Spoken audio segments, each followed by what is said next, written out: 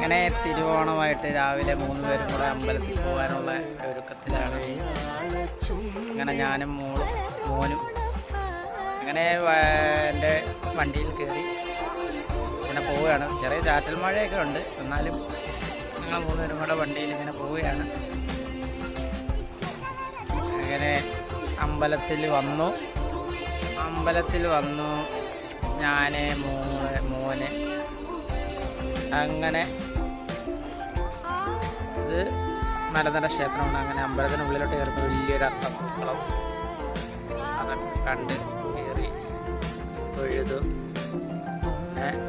അവിടെയൊക്കെ ഒന്ന് ചെറുതായിട്ട് ചുറ്റിവലം വെച്ച്. ഇത് കേരളത്തിലെ ഏക ദുര്യോധന ക്ഷേത്രമാണ്, കോഴിവെഴുത്തി മലനട. അങ്ങനെ അവിടെ നിന്ന് ഉപ്പേരിയൊക്കെ കിട്ടി. അങ്ങനെ പുറത്തോട്ട് ഇറങ്ങി അവിടെ എല്ലാം കണ്ട്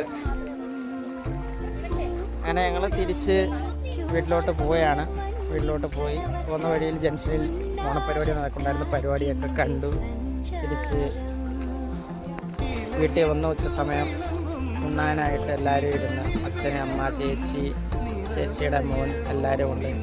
ഒരു നല്ല ഓണസദ്യ കഴിച്ച് വീണ്ടും വൈകിട്ട് പരിപാടി കാണാൻ വേണ്ടി പോയി. പരിപാടിയൊക്കെ കഴിഞ്ഞ്